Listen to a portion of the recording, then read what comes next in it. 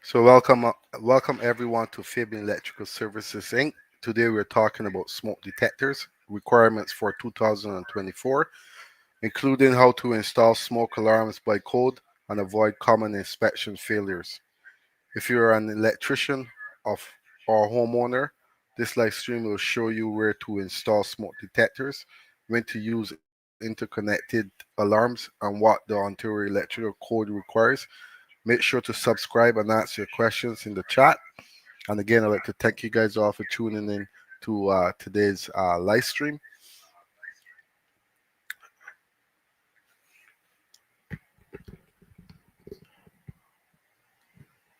So again, today's live stream, we're going to cover smoke detector code that's required, Ontario Electrical Code requirements. Also, we're going to cover some smoke alarm installation tips, electrical inspection, pass or fail. We're going to talk about that a little. We're going to also talk about hardwire versus battery operated smoke detectors, and also interconnected smoke and CO alarms. So again, I'm going to be pulling up a video. I'm going to run a video on the. I'm going to first show you guys what we use here in Ontario, Canada, as smoke alarms. Again, I'm based out of Ontario, Canada. We go off of the OESC code and the Canadian Electrical Code Book.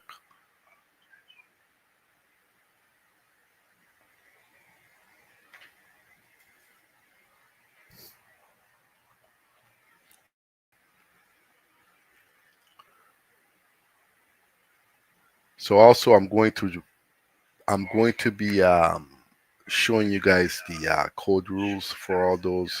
It's a very small code rule. So this is what the smoke detector looks like. The smoke alarm. It's a two-in-one LED strobe. There's also a three-in-one LED strobe. So again, these smoke detectors uh, normally are used throughout Ontario, Canada. A lot of new homes, all new homes, we have to. These are required to be installed in the home. Again, when it comes to the older homes, a lot of them are operated on the batteries, and as soon as you go to do a renovation of some sort, it could be another dwelling unit in the basement. You're going to have to upgrade the smoke detectors to the two-in-one, three-in-one, and again, these are strobe lights, and also talks.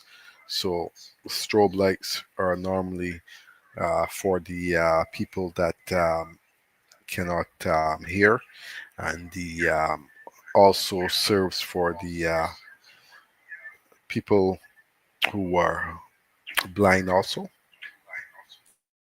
So I'm going to pull up a short video here of how I go about doing my smoke detectors.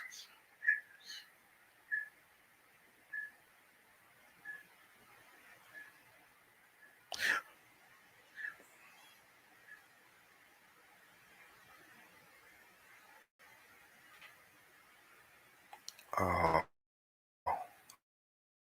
I hmm, didn't.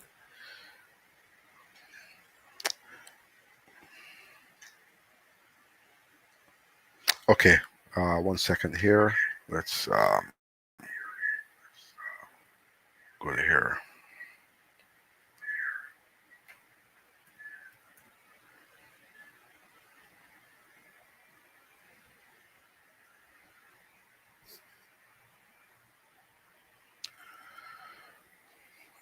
So again, as you guys come in, don't forget to like up the live stream. And again, our main topic today, we're going to be covering smoke alarms and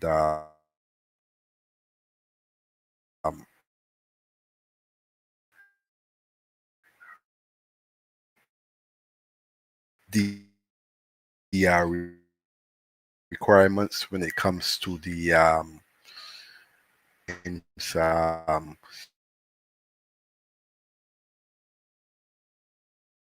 detectors. You're going to be door. You're going to find that with the closed door, it's going to require a smoke detector also.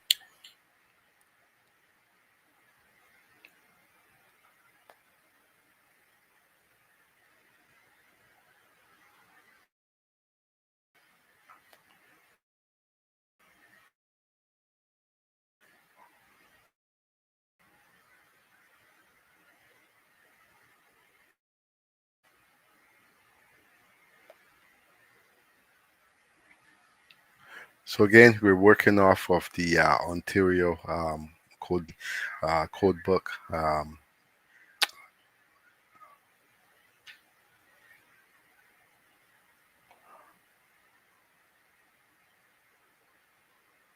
So let's find this chart here. I don't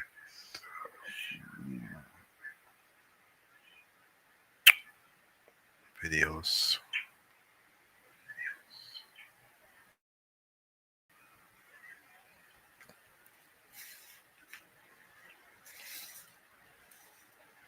So again, hardwire versus battery operated smoke detectors. Um, the problem with hard, uh, battery operated is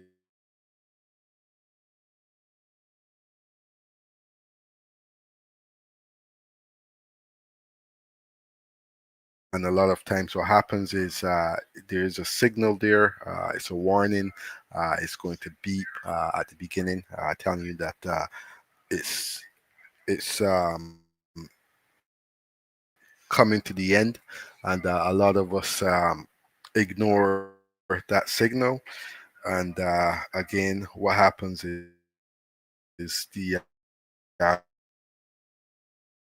smoke detector is, is going to um,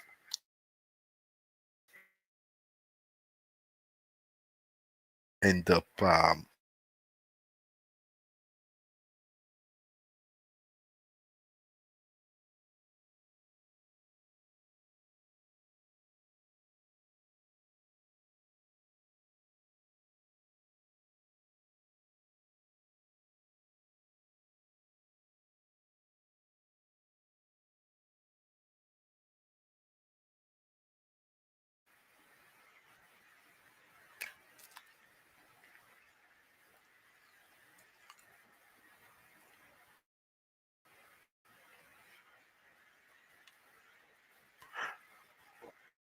hardwire connection is required when it comes to your smoke detectors being wired. And what this means is we're going to be using 14 tree.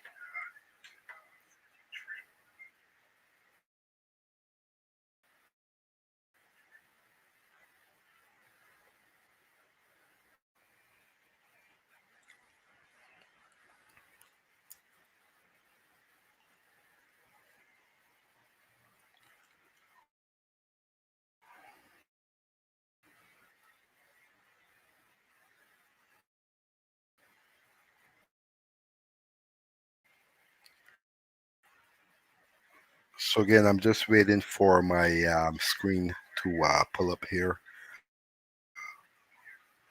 Uh, I'm gonna see.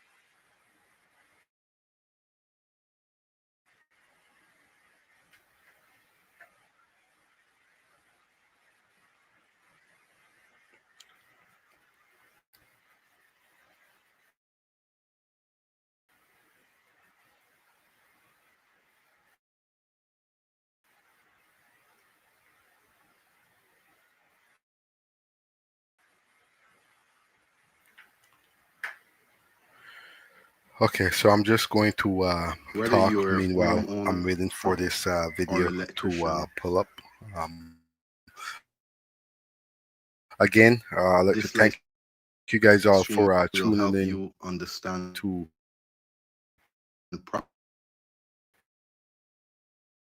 today's proper live smoke detector stream. placement and installation tips. I'm going to remove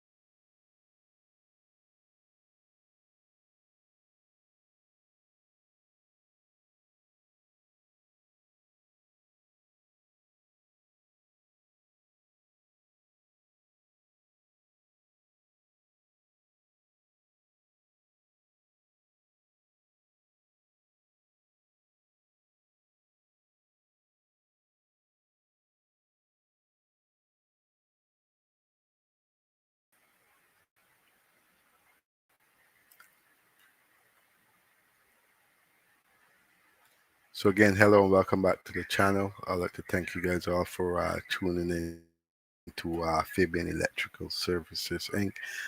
Today, and I'm trying to. Okay, so that is removed.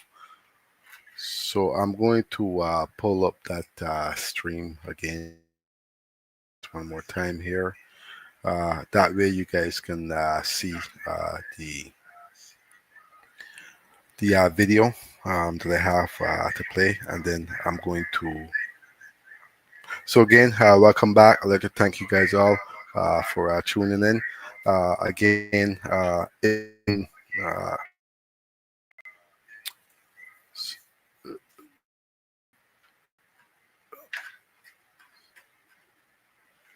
I'm going to pull up a video again for all those who are tuned in to today's live stream. As you come in, I'm going to pull up a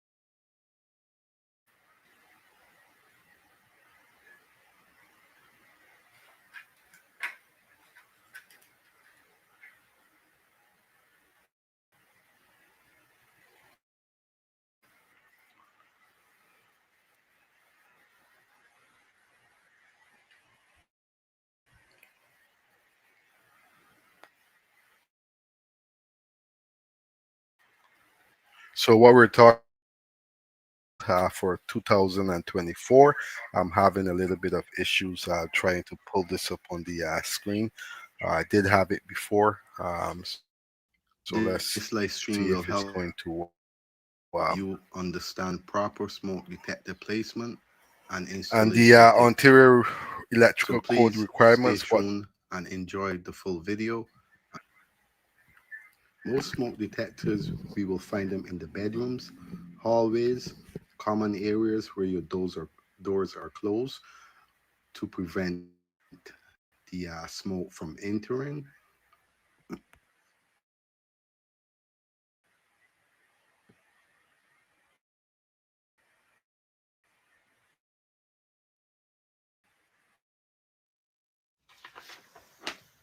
Smoke detectors are special. These are strict requirements for placement and wiring. Fires can spread quickly, and proper detector installation can make the difference between life and death. Every bedroom, hallway, leading to bedroom, and each level of the homes must have a smoke detector built in.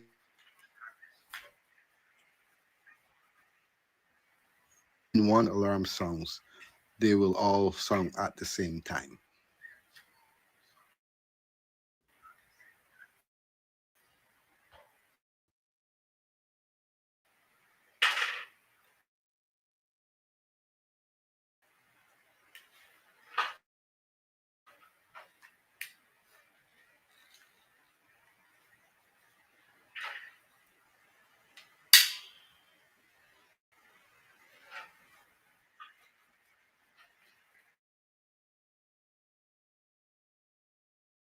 All the alarm sounds together. Older homes that are being renovated may need to upgrade detectors to meet current code. If you're doing electrical work, you're responsible for ensuring detectors work properly. Combination unit smoke and CO detectors. Remember that carbon monoxide alarms are required outside sleeping areas and on any level with a fuel burning appliance.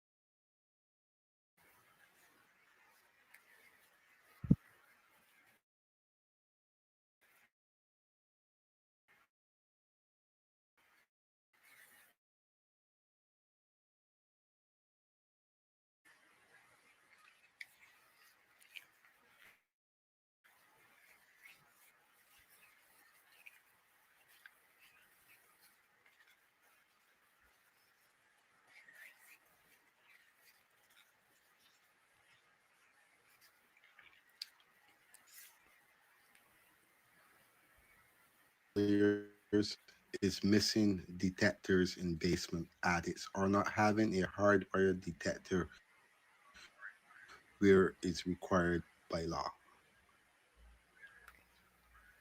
To pass inspection, make sure all alarms are CSA approved, properly mounted,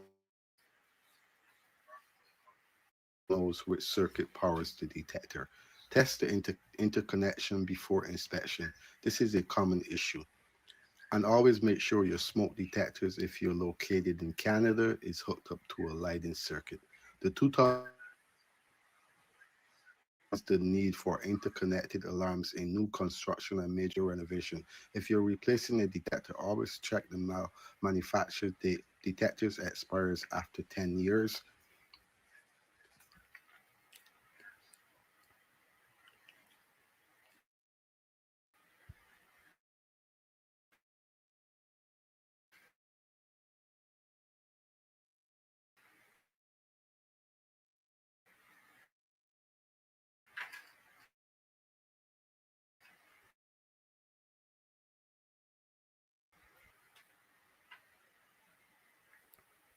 So again, hello, welcome back to the live stream.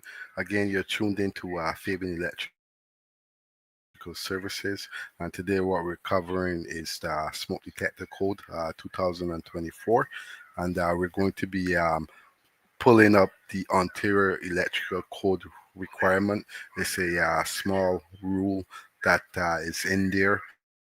It covers smoke alarm installation, what's required, and how we go about the electrical inspection, pass or fail.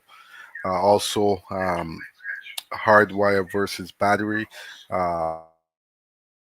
Again, I would have explained the hardwire versus battery operated failure of the actual battery operated smoke detector before the hardwire. Hardwire normally lasts for about hardwire smoke detectors. They last about 10 years. Is a 10-year warranty on them, and again, within I think within the 2 years, I'm not 100% sure you can return that actual smoke detector that I had posted up on the live stream when I first started. It's a 2-in-1 or a 3-in-1. Normally, what happens is if it gets damaged and it's not your fault, you can return the smoke detector to the supplier.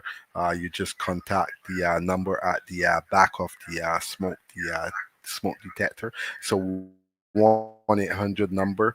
You contact that number, and they're going to replace the smoke detector that you have paid for, um, and that will cover you without having to purchase another smoke detector. They are pretty expensive. They range from 110, I think, something like that. And when it comes to interconnected smoke and serial alarms, um, we have to have them interconnected throughout the homes. A lot of times there are a lot of times we go in and out of the bedrooms. We usually follow the drawings. Sometimes it might not be on the drawing. For instance, if the bigger the home, the bigger the hallway, you would have probably seen it on that last video that I showed. When the hallway is a little bit bigger, you have to actually add another smoke detector to cover the area that's a little bit bigger to make sure that the smoke, when it does spread, it doesn't take a long time to actually get to the other smoke. As we all know, smoke travels fast, and by the time it gets to the other smoke, it's probably going to be too late. So these are the requirements in the building code. Also, there is a building code. I'm going to do a separate live stream on that uh, to see where these rules come from in the building code. Where do we install smoke detectors? We basically install smoke detectors in all bedrooms, all hallways, common areas such as living area, um, playing area where the door is going to be closed. Um, if you have a hallway and you have two doors that are closed in, then you need to have a smoke detector in that area also. Um, Again, these are all rules that are inside of the building code, and that's where you're going to find them. When it comes to the Ontario Electrical Code requirements, go about is basically how we wire it, and what when I say wiring, we have to power up the smoke detector, and in the previous video also, you would have seen that the smoke detector being used as just being used lighting circuit. That's just for temporary, and we come off of the lighting circuit for the smoke detectors. Um, why do we do that? If the power goes down, it's faster to identify that the lighting circuit is down, and you're going to know that there's a problem with the smoke detector. So that is the code rule that we normally use all the time. Sorry, we're going to come off the lighting circuit. That's what we use. And when it comes to the labeling at the panel, it's going to have to be identify lighting circuit with a smoke detector. So again, if you're just joining the live stream, if you're finding this helpful, hit the like button so YouTube knows electrician needs this information. Share this live stream with someone doing renovation. They'll thank you later when they pass inspection. And again, when it comes to the wiring that we use, also we have to use tree wire. Tree wire is what we normally use for the interconnection. When I say interconnected, there's there's normally a red, black, and a white wire. The black wire is normally the power wire taken from the lighting circuit. The red wire is normally used for the actual interconnection itself, and that's where we're going to have the signal go through the smoke. Also, again, with these smoke detectors that I played the video of, and I had it posted up before. A lot of times when you're doing renovations or if you're painting, stuff like that, it's best to always make sure that the smoke detector is. It does have the cover seal on it to avoid the dust and so on from entering the smoke detector. It's going to give a false triggering, and when I say false triggering, it's going to start beeping constantly. It's going to start doing some funny stuff because there's dirt inside of it. Even if you're painting, it's going to also do all of those things. So it's best to always make sure that you have it covered um, to avoid having to return the smoke detectors. And again, when there is dirt that gets into the detector, you simply have to blow it out. A lot of times when you blow the smoke detector out, it gets rid of the dust that's inside of it and helping and stopping the smoke detector from performing the way it's supposed to perform. So I'm going to pull up a code rule here. It's going to refer me back to a couple pages here. This is how we go about getting our code rule for the actual smoke detector circuit.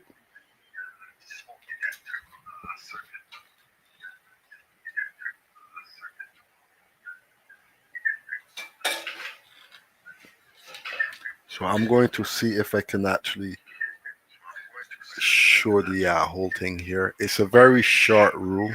It's nothing major on it, but it does refer me back.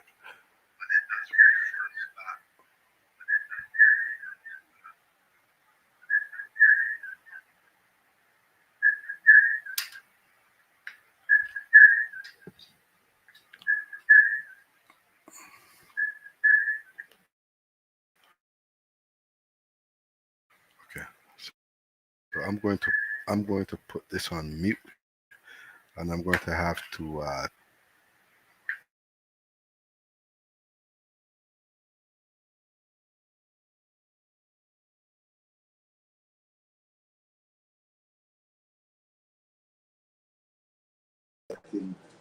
or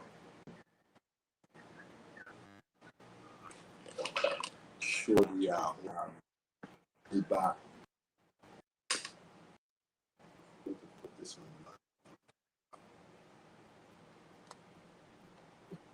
tuning into as you guys come in. What we're talking about is smoke detector, the code. I go off of the Ontario Electrical Code, or I also OESC code book, or the Canadian Electrical Code book. So today I'm going to be using the Canadian Electrical Code book. Again, there's nothing wrong with the Canadian Electrical Code book. It covers the entire Canada. Um, of course, when it comes to Ontario, we normally follow the Ontario code book.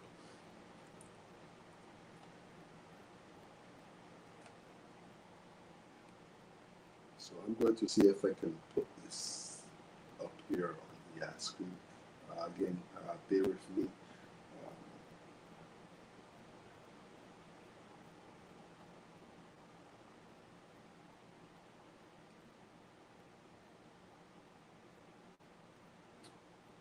Okay, so whenever I do that, it doesn't.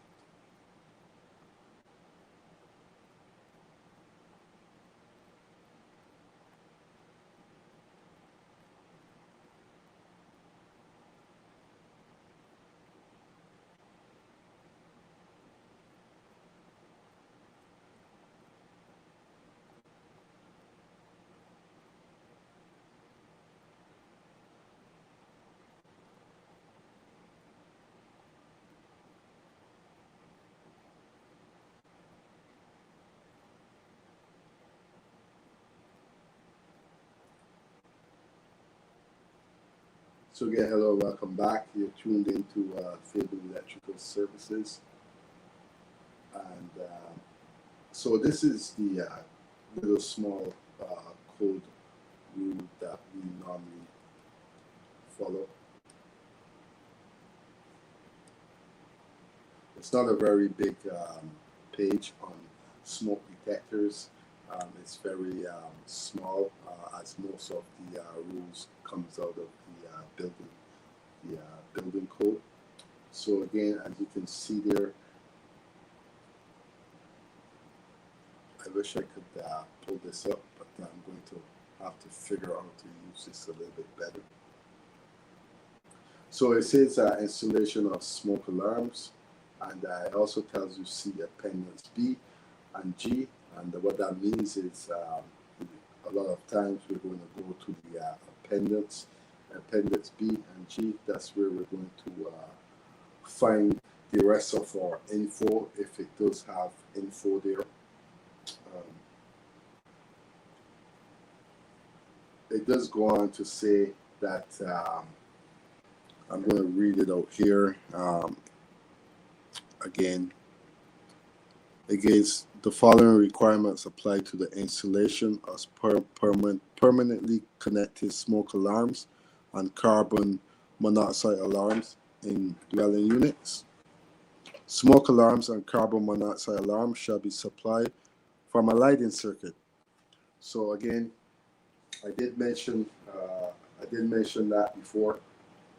Um, I'm not sure if other countries go off of the lighting circuit, but here in Ontario and Canada, we have to go off of the actual lighting circuit in order to have our inspection passed.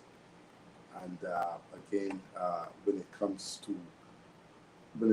going off of the lighting circuit, we also have to label it at the panel to identify it for the inspector to make sure that it is coming off of the lighting circuit. We cannot take it off of the receptacle circuit or anything like that. Um, I normally don't do that. I normally take it off the lighting circuit. And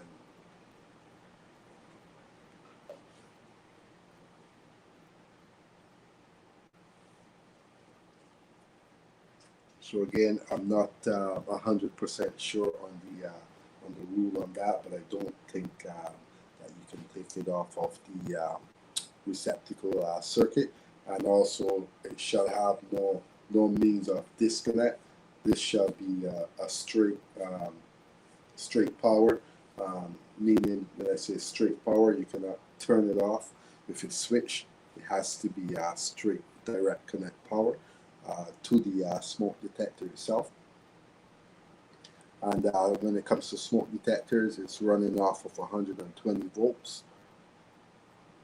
So alarm shall be supplied from a lighting circuit or from a circuit that supplies a mix of lighting. So it does say a mix of lighting and receptacles, and in any case shall not be installed. So again, I will have to look into my newer code book to see if the rule was changed on that.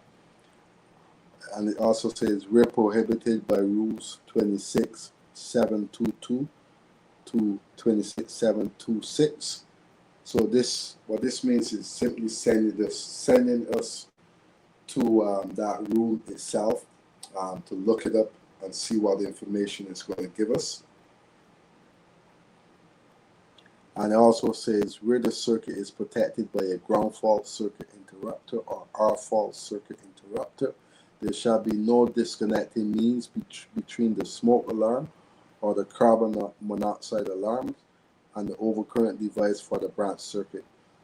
The wiring methods for smoke alarms and carbon monoxide alarms, including any interconnection of units and their associated equipment, shall be in accordance with rules 32100 and 32102, and notwithstanding item C, where a smoke alarm or carbon monoxide alarm circuit utilizes a class 2 power, supply for the interconnection of the smoke alarm and carbon monoxide alarms and their associated equipment class 2 wiring methods shall be permitted in buildings of combustible construction, provided that the conductors are installed in accordance with rules 12-506 to 12-524. So I'm going to switch and go over to one of the page that is actually sending me, and you guys are going to actually see. So it's sending me to 26722.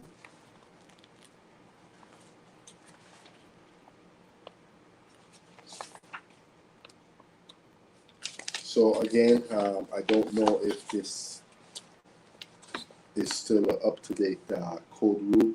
Again, we do have changes a lot of times when it comes to our smoke detector, or it's not just smoke detector, but when it comes to the rules in the book. So again, 2677722 is basically saying this rule applies to branch circuits for the residential occupancy, including dwelling units and single dwelling units. So This is basically a branch circuit rule that we normally use, and we're going to go through it.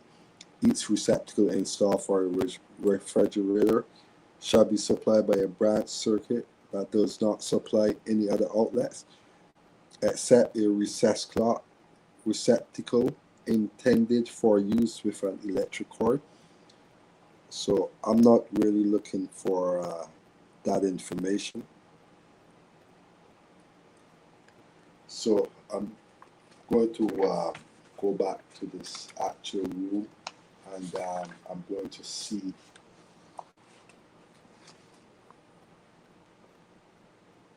2726. So that means 726. This rules to branch circuits for single dwellings as follow. So what that basically means is I have to read this whole entire chapter here in order to find what I'm looking for. And that's basically how you go about using the code book. When it sends you to another rule, you simply go over to the rule and you start reading, and it's going to give you more information that you're looking for. Or if you want to head to the appendix, if it tells you to go to the appendix, you simply have to go to the appendix. And again, when the code rule tells you to go to the appendix is simply the back of the book. And I'm going to show you what it really looks like, the appendix. So this is how the appendix looks like. So this is appendix B, and it's got all types of stuff in here. It's got all types of info in here when it comes to the appendix. So again, that's how you normally go about using the appendix. So I'm sorry that I cannot pull this up on the screen a little bit bigger so you guys can see. So again, this is how the appendix look. It's just a normal rule, and how we get to the appendix. We normally go from the rule that we search, and it's going to tell us to simply head over to the appendix, and that's where you're going to find more information on what you're looking for. So again, you guys are tuned into Faber Electrical Services Inc. And today's topic that we would have covered today is smoke detectors. Smoke Detector Code 2024. Also, the Ontario Electrical Code requirements. Again, the Ontario Electrical Code requirements simply requires that smoke detectors be placed in every bedroom. Again, when it comes to every bedroom, it also depends on the hallway. A lot of times, depending on the size of the floor, you might get away with just having one smoke detector on that floor, and it will cover the bedrooms if it's a small area. If it happens to be a bigger area, then you're going to end up putting smoke detectors by the requirements. And where do we find the requirements? You simply head to the building code, and that's where you're going to find the information that you need. Smoke detectors are always installed on the top of the ceiling. There are rules inside the building code. I've seen it before when I was doing the fire alarm course, where it simply is going to allow you to drop off the ceiling. If you cannot go onto the ceiling, it's going to allow you to drop off the ceiling by a certain distance. That is in the building code also. So again, that's smoke alarm installation tips. 14 tree wire. A lot of times I use.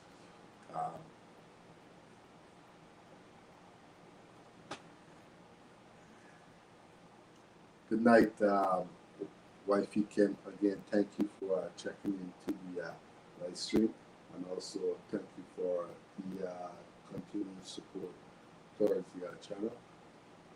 So again, I'd like to thank you guys all for tuning in to today live stream and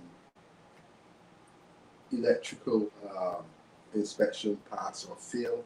A lot of times, not a lot of times, 100% of the time, you have to have a tree wire.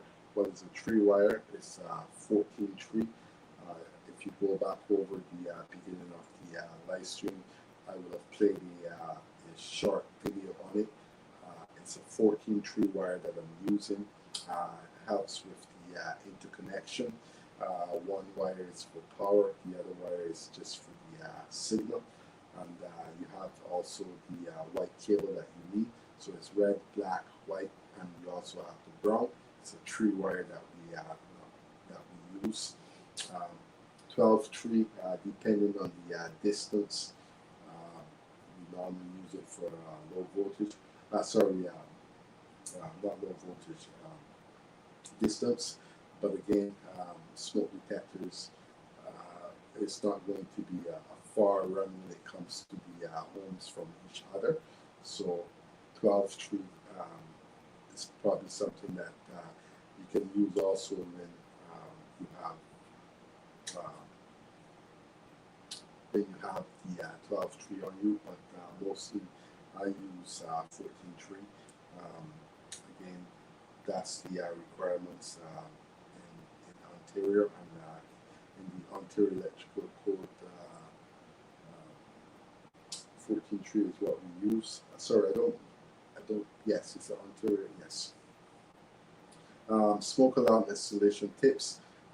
Again, all bedrooms, hallway, common areas is where you're going to find smoke detectors. Door closes if there's two doors and the door is blocking the actual smoke. And again, the longer it takes for the smoke detector to get to where it has to go, it's going to be an issue. So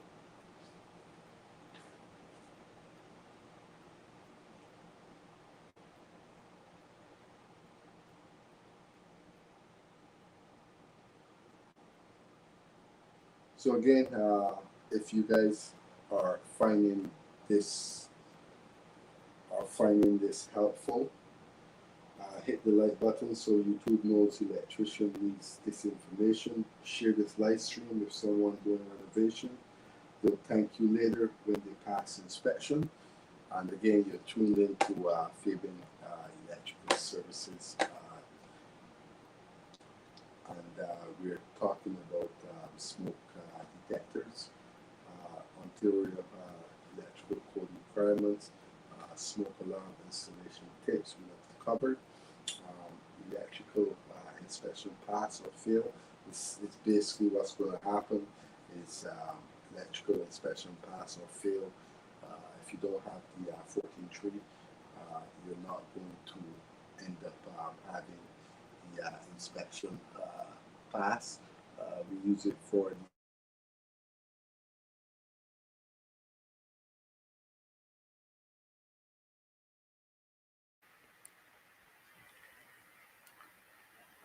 So again, we use it for the actual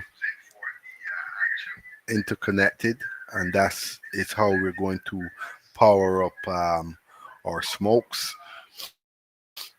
Where to install detectors by code. I would have went through that already. I do want to go through something else here.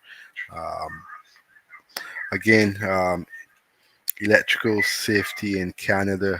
That's what we abide by. Safety is number one. When you don't have a working smoke detector inside of the home, you're basically asking for trouble. Um, there are battery backups, even though that I'm not highly um, with the backup, it does save lives. The problem with the battery backup is that when it does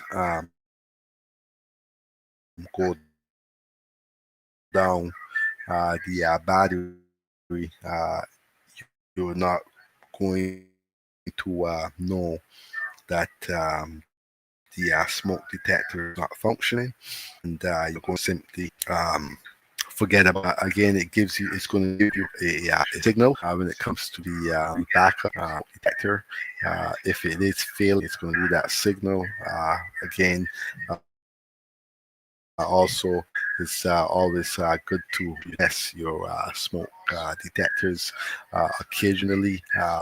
Every now and then, you should be actually testing your smoke detectors to make sure that they are working and the batteries are not dead.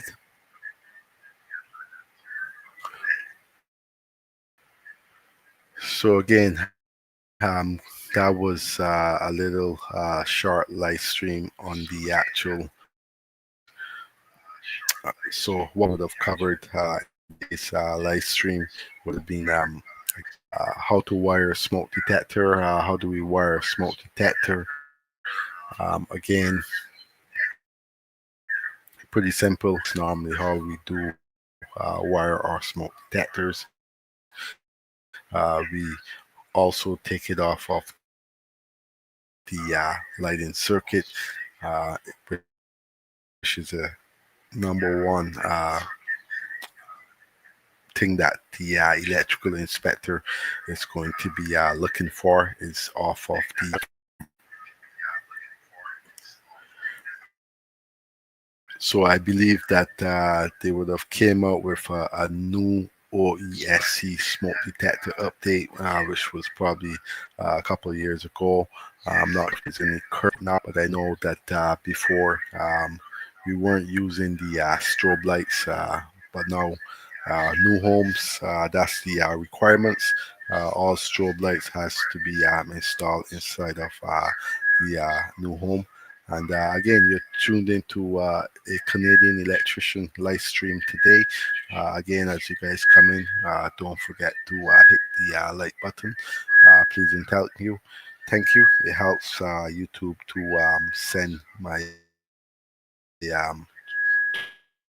channel into the algorithm more.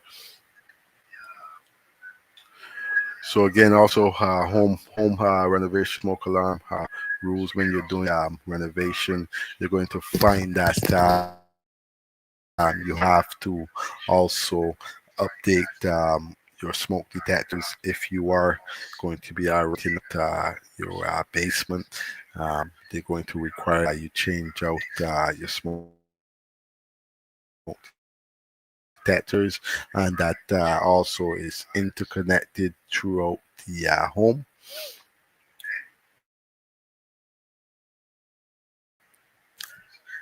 So again, like I said, that was a short stream to on some other stuff here.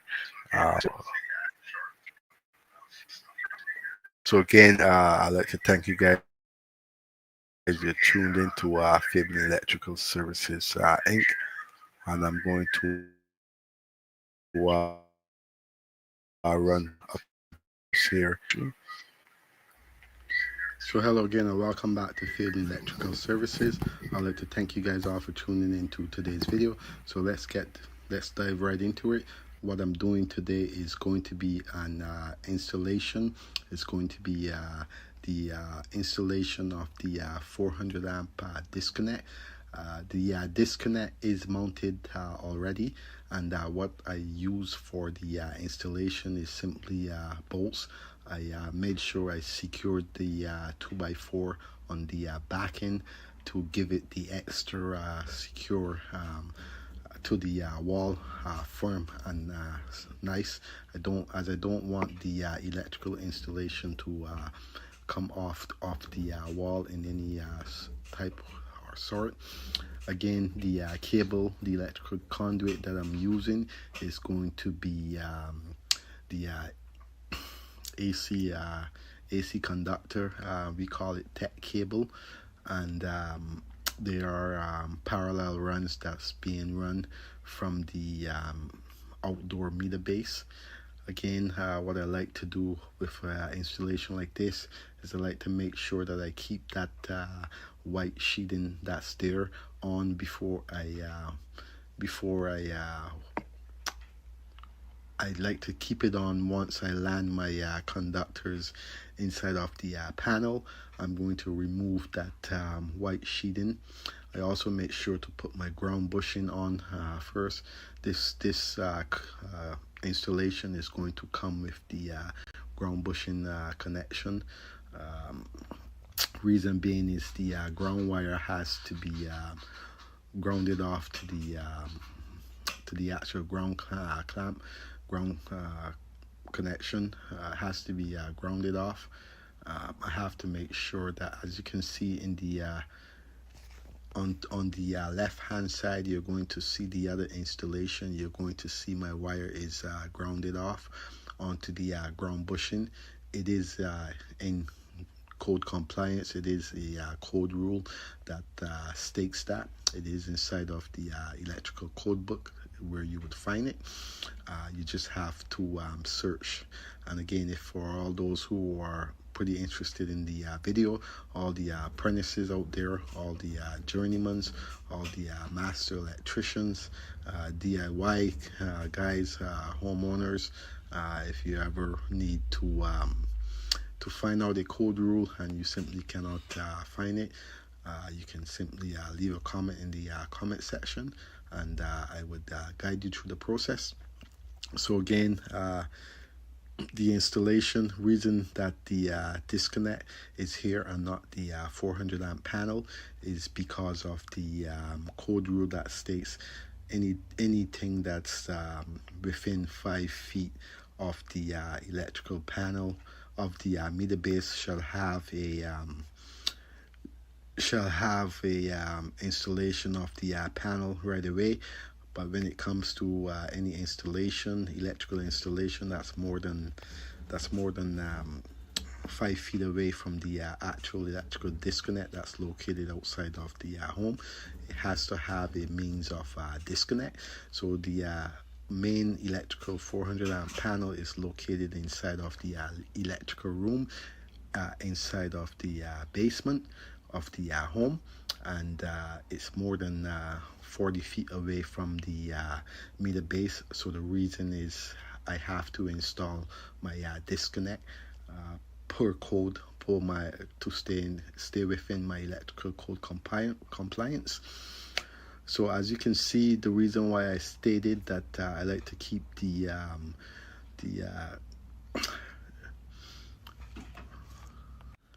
white paper on is it simply helps with the cable. As you can see, the cable is locked in place.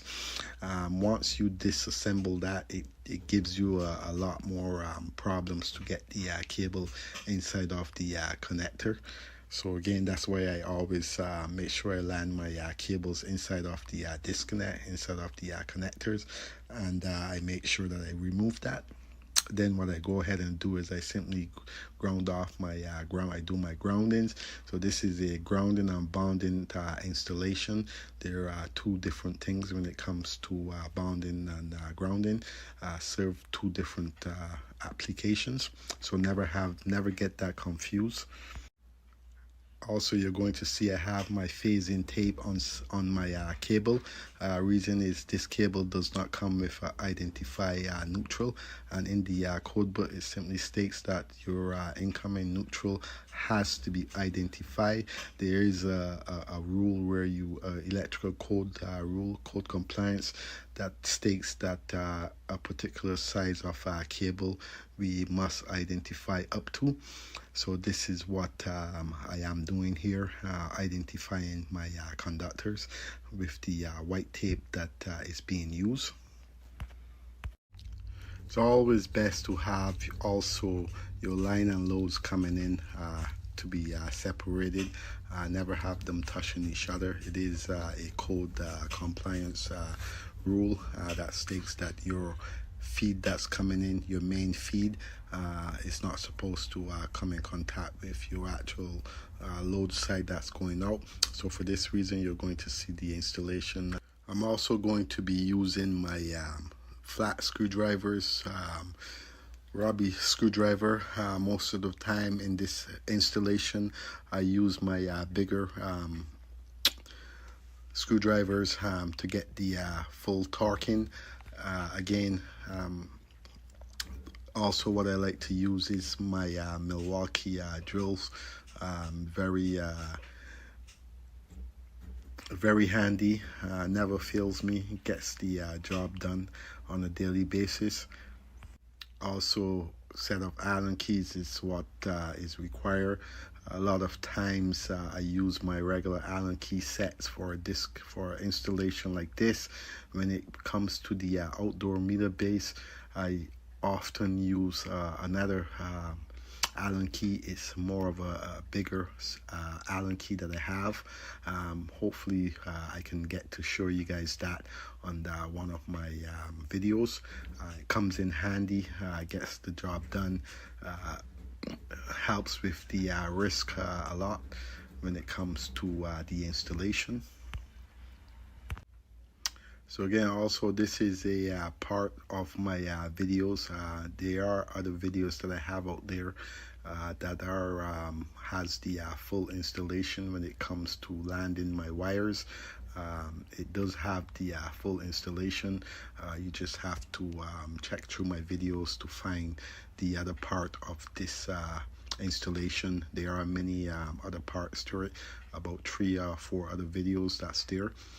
And again, I would like to thank you guys all for tuning into Fabian Electrical. And again, don't forget to like up the video. You can also subscribe to the channel, or you can also become a member. And I will catch you guys on the next installation from Fabian Electrical.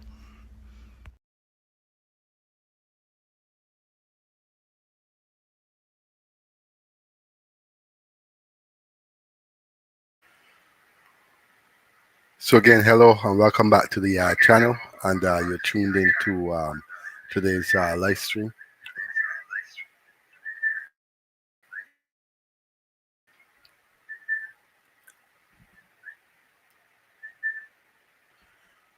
So again, you're tuned into Family Electrical Services Inc. Again, as you guys come in, again, also if you're finding this helpful, hit the like button so YouTube knows electricians needs this information. Share this live stream with someone uh, doing renovations. They'll thank you later when they pass the inspection. And so today, what we would have covered in the major beginning of the live stream would have been the smoke detectors. I would have also showed you the code rules.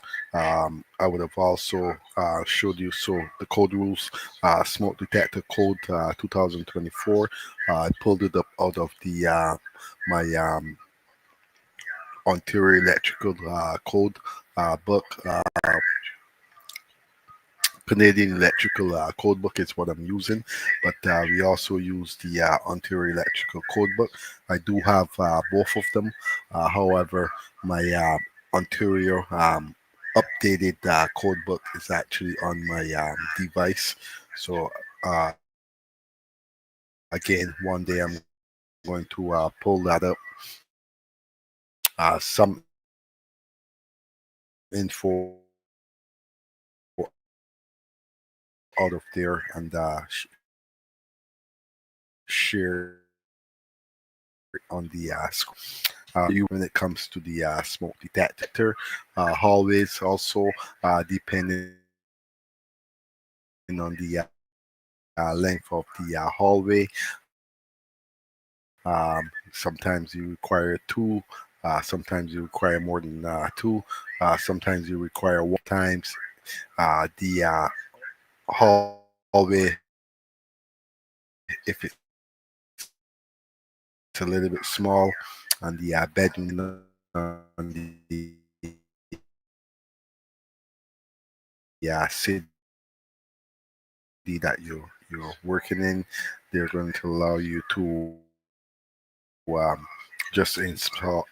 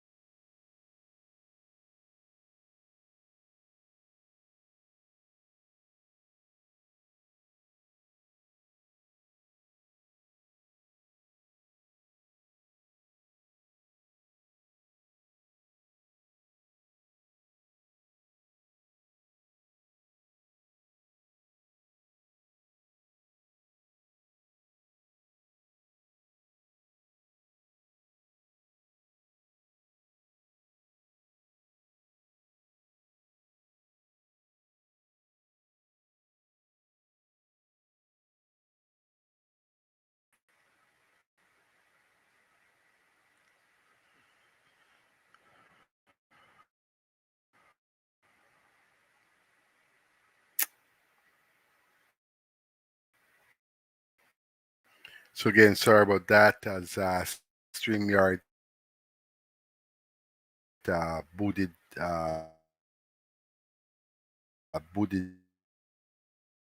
me out of the live stream. Again, always make sure that your smoke alarm, you do have the seal on it before you do set it to use. Always make sure that it's on during the renovation. Once the renovation is finished, you simply remove that seal from around the smoke detector. Um, Also, there's a button on the back of the smoke. Always make sure to turn it in the direction, as if you're going to deactivate it, it means that you simply cannot use that smoke detector anymore. It's no longer any good. When it comes to actually returning your smoke alarm, you can return them. You have a certain amount of years of warranty on it. I believe it might be 10. There's a 10-year warranty on the smoke detector. I'm not sure if there's a. I do know that you can return your smoke detector if there's something that goes wrong. It cannot be something that was caused by you. Um, that's the only way that they're going to take the smoke detector back. Um, Electrical inspection pass or fail is basically if you're going to run, let's say, a 12-2 wire instead of 14 it's a 14-tree wire that you have to use for interconnected throughout the home. Also, 14 tree, what we have power wire. We have a white cable, which is for the neutral signal, so it's going to interconnect with the other smoke detectors. And also, smoke detectors, we take them off of the lighting circuit. Always remember that take it off the lighting circuit. Hardwire versus battery operated smoke detectors. Me personally, I prefer to have the hardwire, as the hardwire hardwire is going to always work for you unless there's a failure in the power, and battery backup as an option. And that's another reason why we run it off the lighting circuit. It's best. It's always you're going to always identify the lighting circuit as off, and you're going to know that your smoke detector is not working. So that's why a lot of times that's why we use the actual lighting circuit to give power. We take it from simply a lighting circuit that we have close by, and we run straight power. And we run straight power. Again, smoke detectors, straight power,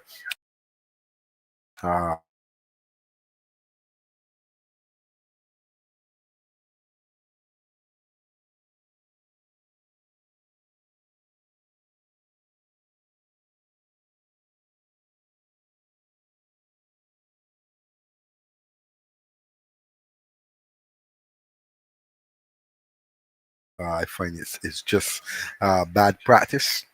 Hardwire versus battery operated. Like I said, I prefer the hardwire. Interconnected smoke and CO alarms. Smoke detectors normally land in the bedroom. It's called a two-in-one, and the three-in-one we normally land it in the hallway.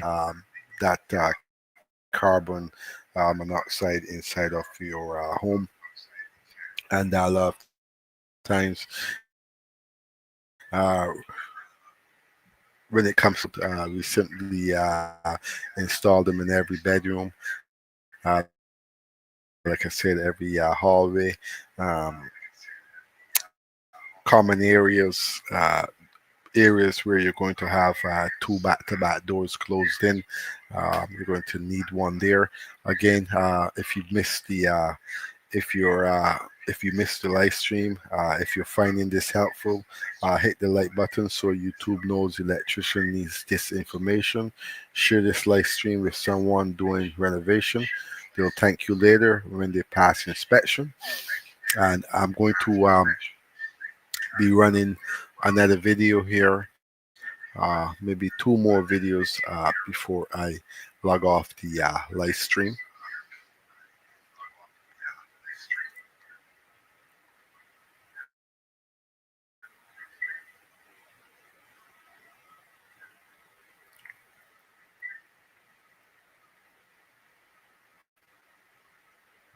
So hello again and welcome back to the channel. Thank you guys for checking into Fabian Electrical Services Inc. Again, in today's installation, we're going to jump right into it. What I'm going to be doing in the installation is I'm going to be installing my electrical boxes for my electrical conduits. These conduits are going to be for my generator feed, generator backup that's going to be installed inside of the home. And what a generator backup does is it simply, once your power has been lost, it's going to kick right in, and it's going to shoot your power back on. Again, you're going to also need, along with the generator, you're going to also require the main generator itself that's going to be located on the outdoor of the home, all staying within the code compliance with the installation. So this is simply a box. The reason for the electrical box is I cannot use my Corline. It's called my electrical conduit that I have. It's basically Corline, and I cannot use that on the outdoor. So I have to transition everything over. And the tools that I'm going to be using to do this job is a pair of 10 snips. I'm going to be using my file to file down the holes once the hole is cut. Normally we will use a hole saw to make the hole, but for some reason I didn't have the hole saw, so I had to use my 10 snips in order to get the hole cut. This box again is going to be for the installation of the electrical generator that's going to be located on the outdoor beside of the main electrical meter base for the home. So with this installation, it comes also with the cables that you have to pull.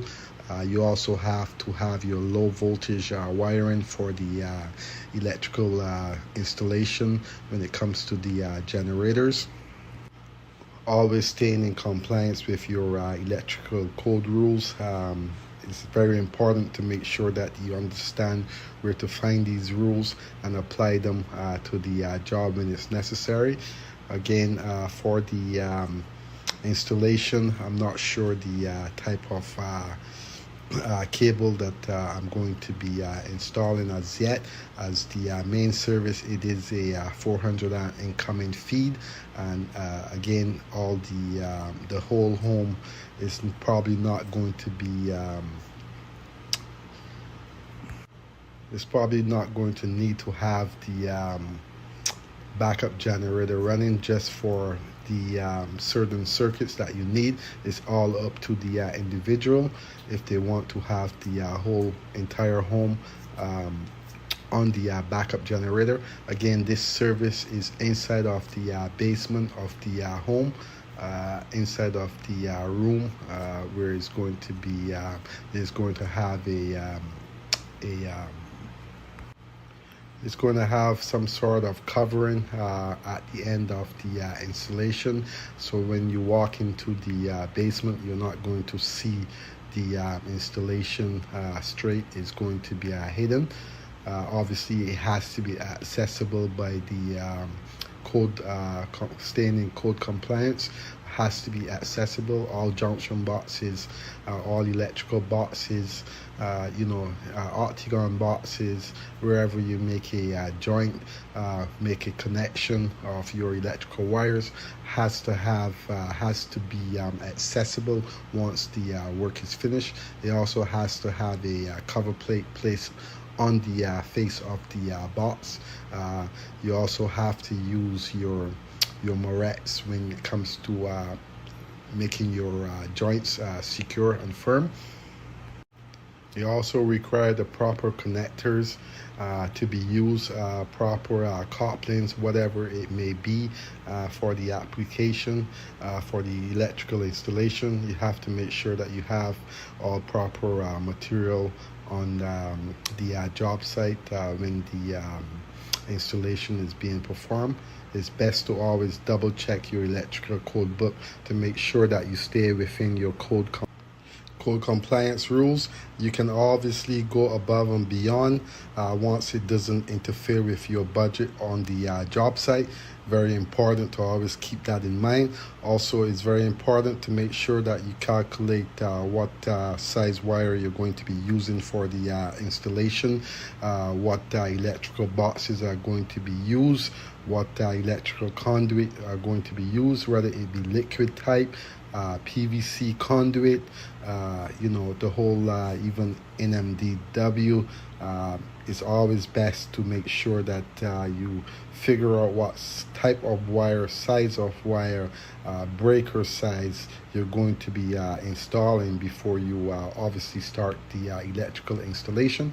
And again, this is the 2-inch conduit, electrical PVC, Corline. It's called. The trade name we normally use is Corline. So this is a 2-inch pipe, and the other pipe that's above is a 3/4. So that pipe is going to be for the high voltage line that's going to be going to the actual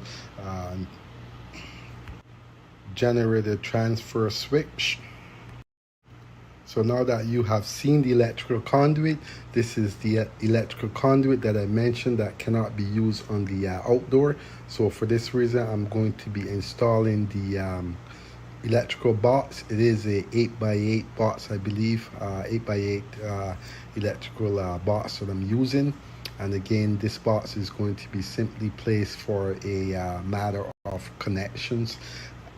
instead of using the conduit that's not required to be used on the outdoor by code rules, staying within the code compliance.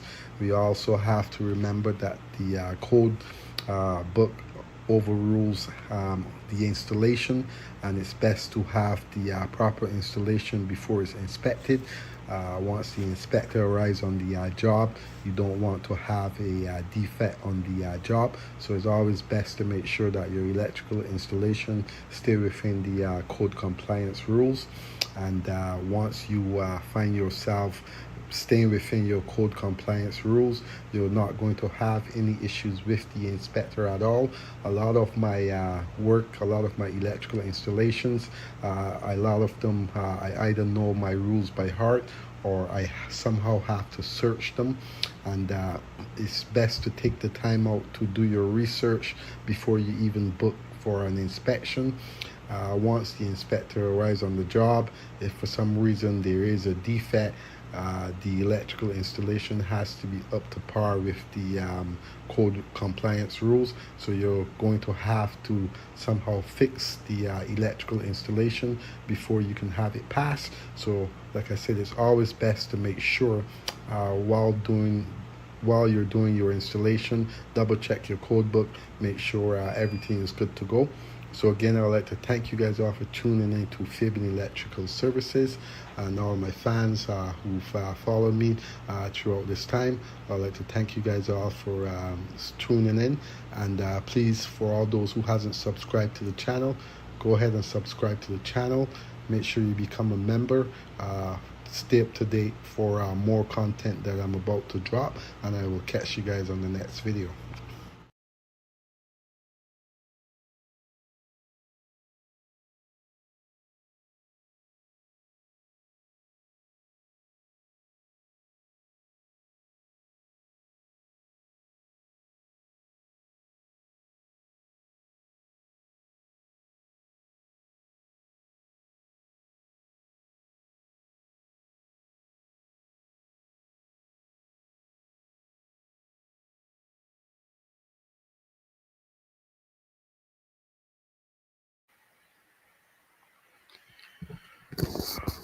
So again, hello and welcome back to Fabian Electrical Services Inc.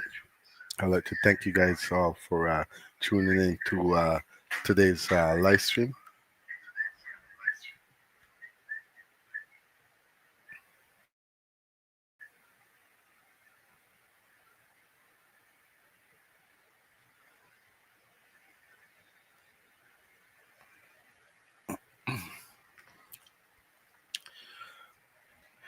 Okay, so I'm going to run one more video here for today's live stream, and then I'm just going to just go through again what I covered on the actual live stream today.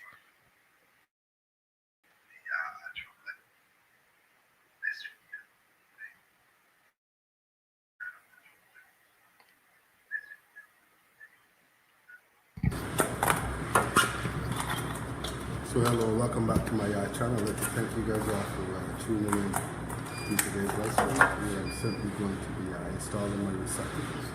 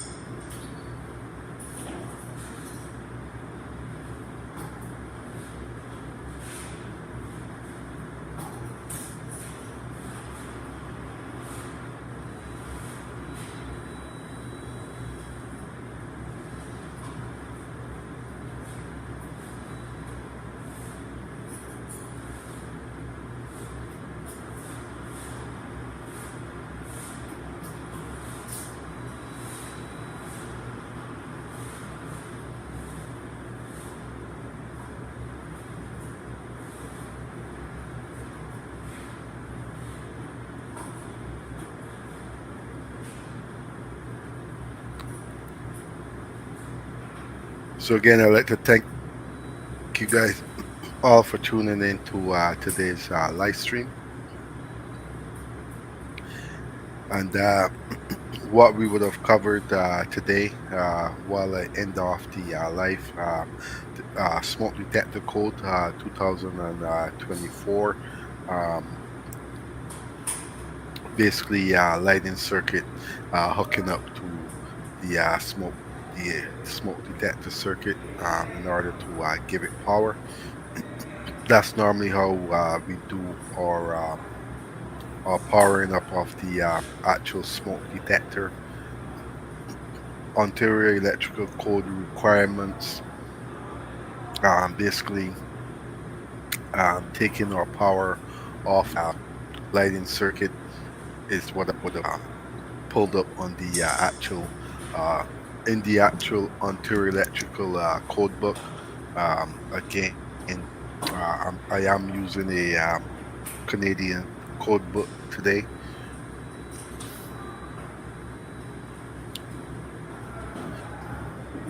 and in the Ontario electrical code book, it simply refer you to different rules, um, appendix also, and a lot of times rules, other rules sending you. It's always best to follow those rules.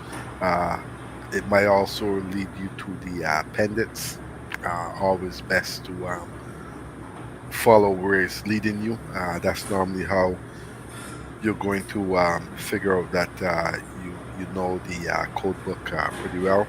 Also, you're going to need it when it comes to writing either your master's or your electrical license for all So again, electricians out welcome back there. to the channel. We're going to simply doing this Uh, with our receptacles right now. so again, this video is for all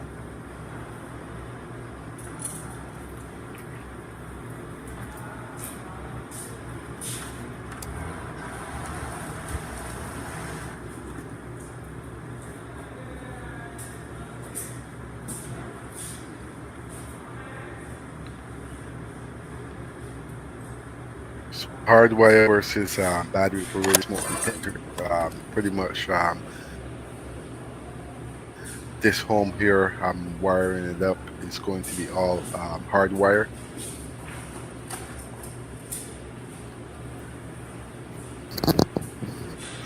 Batteries normally going in older homes that have been constructed years ago, uh, and they're probably going to have smoke detector instead of the home. A lot of times it does end up on the second floor. Um, a lot of times also people forget to set the alarms to ensure that that light actual green actually lit up. If the green light is lit up, simply means that your smoke detector is in perfect condition. If it turns red of some sort, I will have it checked out. If you start to have some funky beepings, simply means that your battery needs changing, or it requires that you actually change out the smoke detector.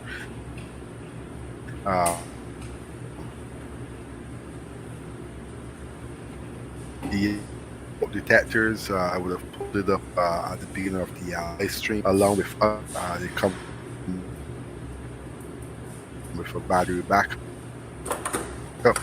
However, the smoke detector that I pulled up, these are using all newer So homes. basically what I'm doing is I have a Strobe nick lights wire, require. so I'm going to be repairing this nick wire with When the extension to protect the wires from hitting the box.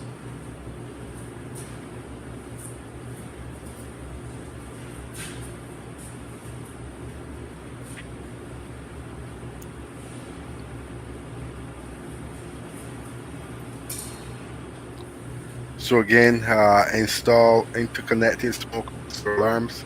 Basically, what that means is two in ones are basically the three in ones are the ones that normally goes into the hallways, and they do come with CO in it also for gas. So those ones are inside of the hallway, and also don't forget that when you're doing your actual renovation and you're actually going to be renting out to the someone in the basement,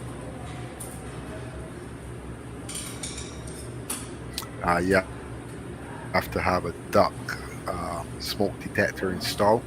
It prevents fire. It stops the smoke from spreading.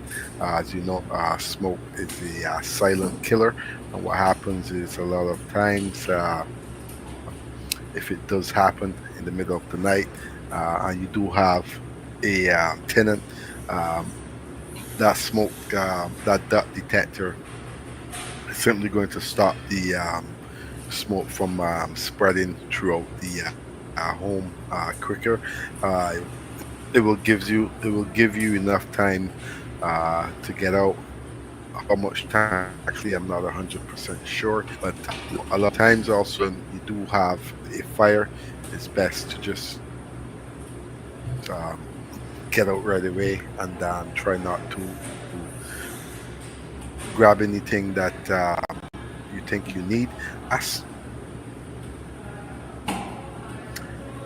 look, smoke detectors require in bedrooms. All bedrooms, smoke detectors are required. Then again, also it comes to the hallway. When it comes to the hallway, it depends on the length of the actual floor that you're working on, how far the bedrooms are. A lot of times, if the bedrooms are close intact, um, they're going to allow you to just have the one smoke detector on that floor, depending on the city you're working in. Um,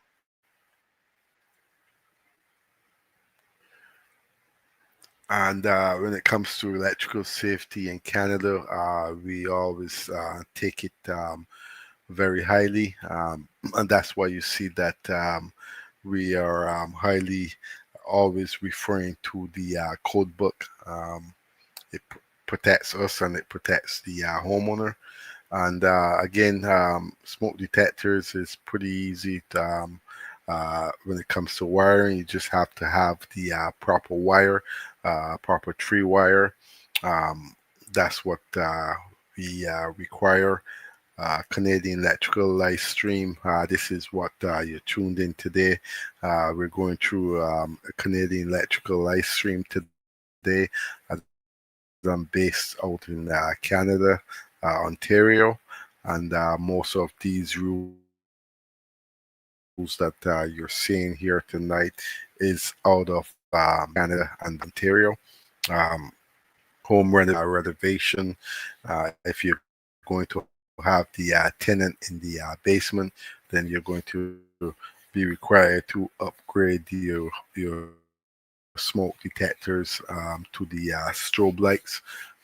Again, if you don't have any in the bedrooms on the floor, you're going to need them. I know a lot of times I get contractors that when I do take on a job, I do let them know that if there's no smoke detectors located on the second floor or or for instance throughout the home, they're going to require to have them as you're doing a renovation, and you're going to be legally renting out the basement. So those are the requirements.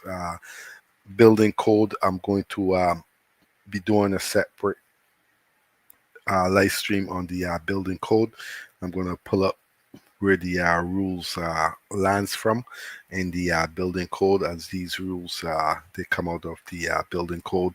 Um, Also, I would have pulled up the a live stream on the actual building code smoke detectors installation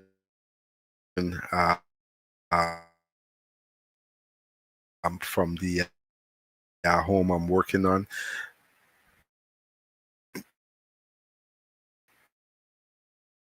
So if you play, just look out for that short video that I did play.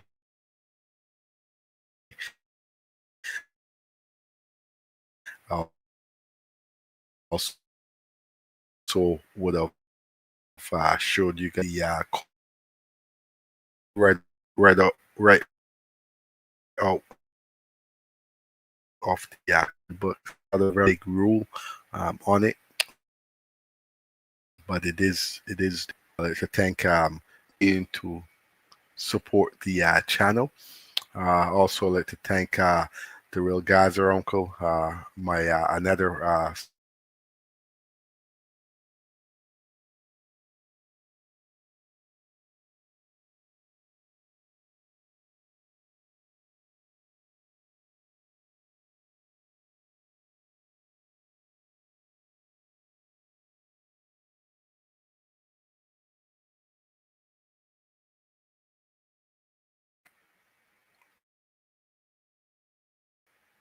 there. But again, let's do this again. So I would like to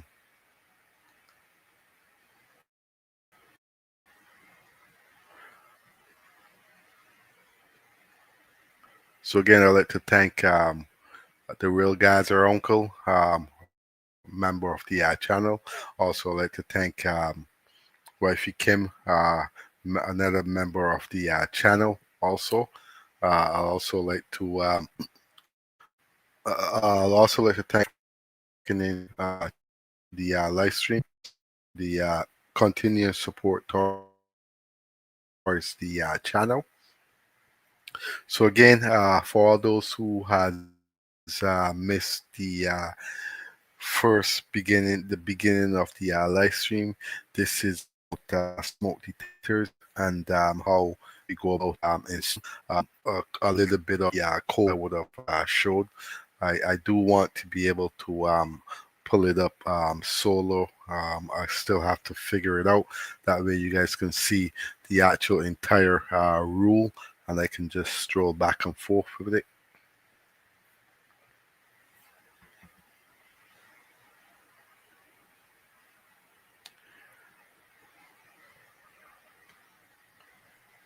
So I'm going to, like I said, I'm going to run one quick 4-minute, 5-minute last video here before I log off the live stream. Hey, and welcome back to the channel. I'd like to thank you guys all for tuning into today's video. And what we simply have here is we have a 400 amp electrical panel, and the installation is going to be the wires, the main feeders coming in, which is 400 amp for the 400 amp service. Again, these are 250 kcmil parallel feeds of cables that I'm running. Again, the cables are the same length. Of course, when it comes to parallel runs, you also have to make sure that your length are all the same. And again, I'm going on to the top of the 400 amp distribution service. That's where I'm going to land my wires from the top. As you can see, I have one set of cables landed. And again, this is on the mounted on the wall, mounted on the sheet of weatherproof plywood. Reason for the sheet of plywood is simply because there's going to be, you know, mildew inside of the electrical room. It's going to be moisture, and there shouldn't be no type of moisture getting into the actual electrical panel when it comes to you performing your electrical installation. And you know, that is part of a code compliance rule also. Again, you see the wires that I have here on the side. So many electrical wires, so many different size of electrical cables. You have 12-2 electrical cable. You have 14-2 electrical cable. You have 14-3 electrical wire. You also have 10-3 electrical cable. You also have 8 3 electrical wires. So again, there's so many different wires. We have the 12-2, for the kitchen. We also have the 12-2 for the outdoor AC. So again, these wires all should be labeled before you even land them. Why labeling is so important? Labeling is so important to me because it saves me time, and time that I don't have once I'm starting to finish up the job. It's very important not to be running back before the job is coming to the end to start to troubleshoot where all your wires are going. It simply wastes a lot of time, time that is very precious to us. And every minute that counts is actually a good thing. As you can see, this is a pretty big job that I'm carrying on here. Also, you can see the wires touching the dot. That there has to be within the code compliance, where I'm going to have to place some insulation between my wires and the dot to keep the code compliance, stay within my code rules, follow the so again, many of you might ask what will happen if the inspector comes and the job is not ready for inspection. Well, you're simply going to have to rebook your inspection because you've now wasted the time of the electrical inspector.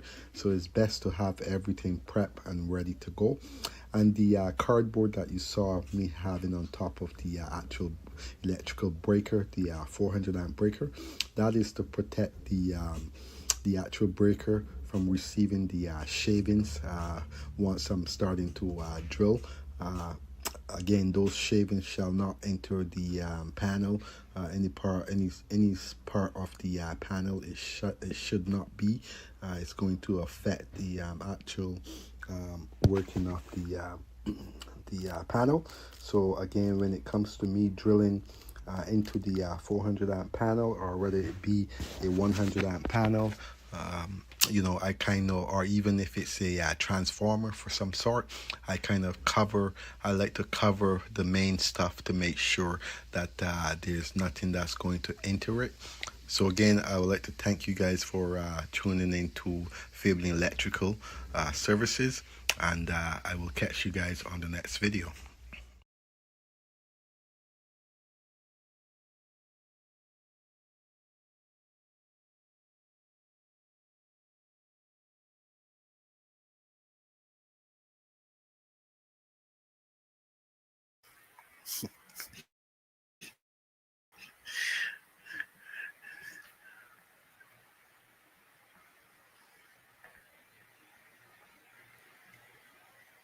Electrical Services Inc.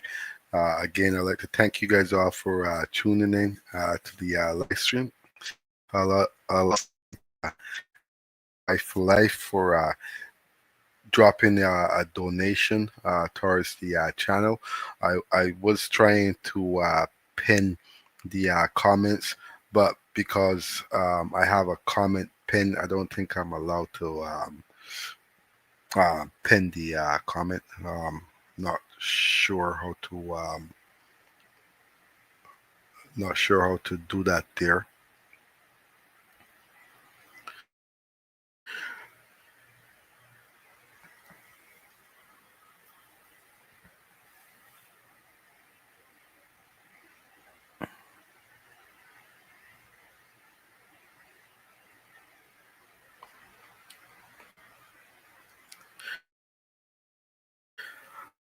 So again, I'd like to let's see here.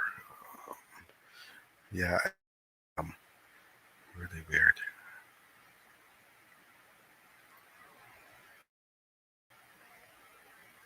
Um,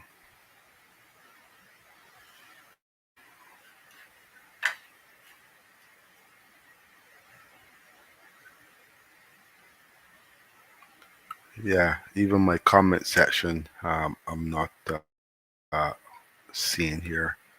Let's see. No, I'm not seeing anything here.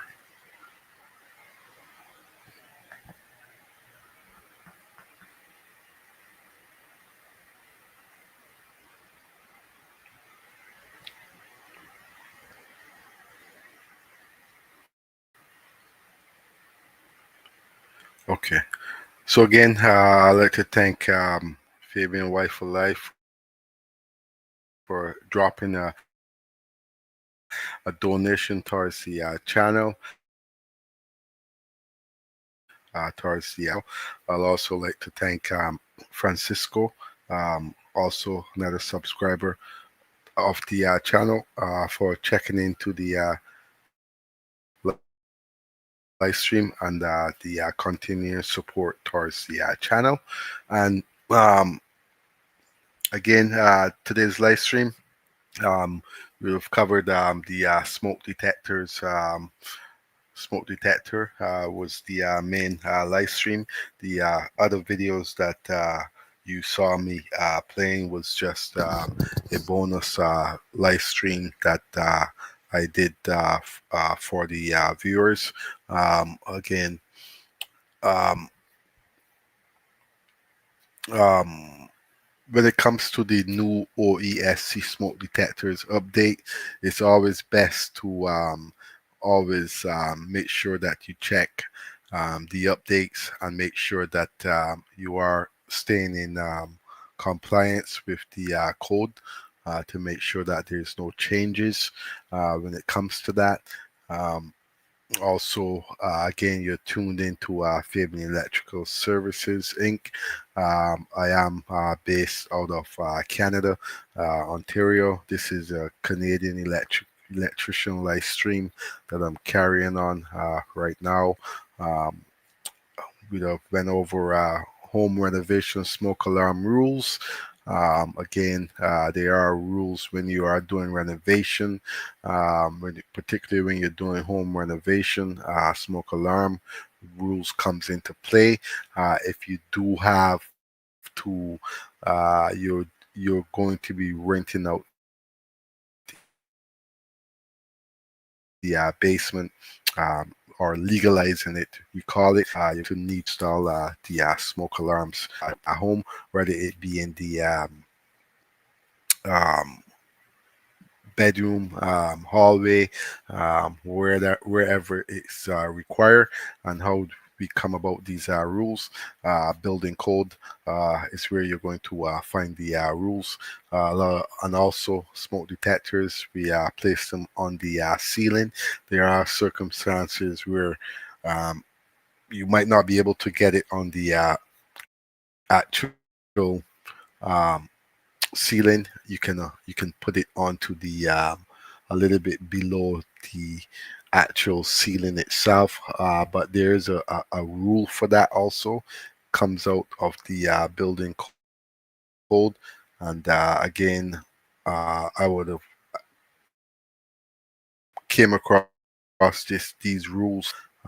That's how I know a lot about the dropping of the smoke detectors when it comes to the ceiling.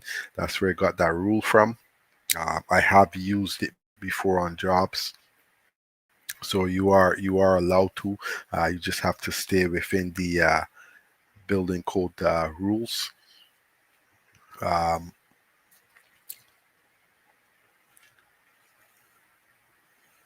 so again, let's thanks for joining today's live stream on smoke detector code requirements. We covered hardwire versus battery operated alarms, proper placement, and installation in 2024. Don't forget to subscribe and hit the bell for more live stream on grounding, bounding, and Canadian electrical code updates. See you next time.